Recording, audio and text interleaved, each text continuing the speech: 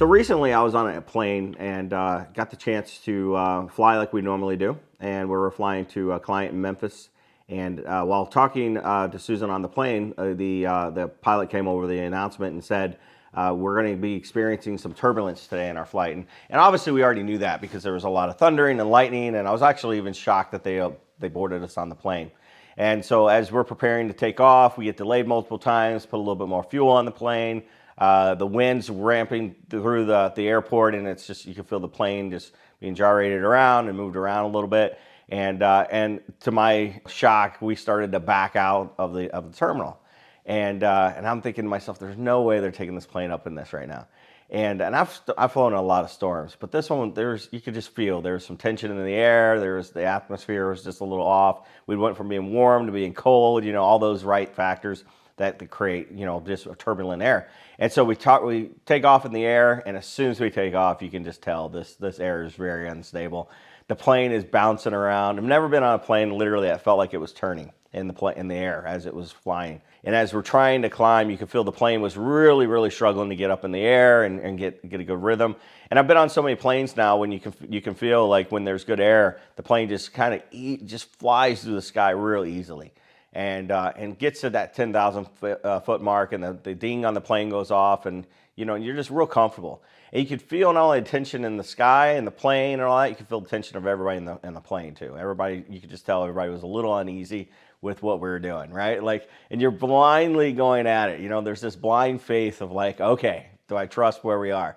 And as the nervousness built inside me, and I started to wonder, like, is this going to be a good flight? It was just immediately replaced with, no, it's not. It's not going to be a good flight. And as we're flying through the air, and the turbulence is really, really taking hold of this plane, there's just utter silence. Nobody's saying a word. I look around, some people are grabbing the seat in front of them because the turbulence is that bad. I looked over, actually saw a guy strapped down a little harder with his seatbelt because we were bouncing pretty good. My wife, being who she is, she just puts her head against the window and tries to go to sleep. And it got so bad at one point, she literally bounced her head off the side of the window, and she's like, okay, I'm not going to be able to sleep through this one. And so we're all kind of just sitting there, music's are playing, people are trying to do their thing to keep their mind distracted. And it was one of those moments where you realize this is not going to be a normal turbulent flight. Many things in the practicality of life kind of comes back to me, and I start to think about business. And obviously I started thinking about people that go through hard times and going through the ups and downs of businesses. And I think we all get used to turbulence in our business. And we learn to deal with it, and we just learn to navigate it. Business is ever changing, so it's like, that there's those bumps are going to come.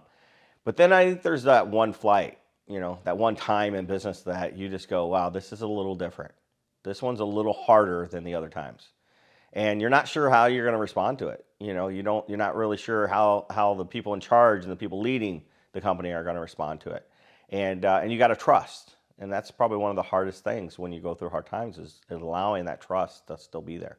Allowing the trust to not want to take control, allowing the trust to trust the process, trust the people, trust the system, right? And that plane was the same way. Sitting on that plane, I'm like, all right, nothing I can do, right? I got to trust that all the things, all the training, all the systems, all the pre-checks, all the things that you do to create your sustainability is going to come in play. And I noticed one thing, though. I noticed as we were bouncing through the air and kind of battling that turbulence and trying to get up above the clouds and all that a couple of times they let off the throttle. And they let off the throttle, and we kind of just hovered. It felt like we were hovering for a while. And the turbulence was at its worst when they let off. There was really nothing pushing back against it, and it was just we felt like a ping pong ball, being bounced around. I believe there's probably a reason for that. Obviously, I don't know how to fly, and maybe they were in a pattern. They had to wait, and we were waiting for clearance to go to another level or get to a different altitude, or just getting feedback from the towers of what to do, where to navigate. And so, because they were unsure of the vision and where we were going, turbulence got worse.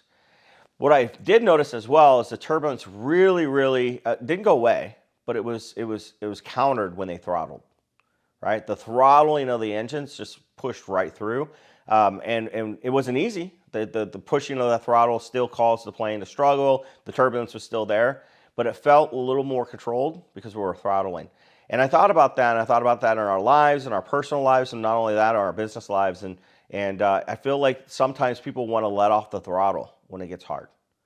You know, we get to a point, I recently got a phone call from a young man, and he's like, I'm not sure I want to push anymore. You know, I feel like maybe I should just shut the business down. And that's hard. I mean, it's easy to do when you're going through a tough time. And it doesn't always mean that you're not having success. You could be having a tough time in a lot of different ways, and both in the business and out of it. But I think one of the things one of the lessons to learn from that, and I learned now over the last 21 years of mentorship and helping entrepreneurs, is it's not a time to put our heads down. It's not a time to pull back. It's actually time to hit the gas. It's time to throttle.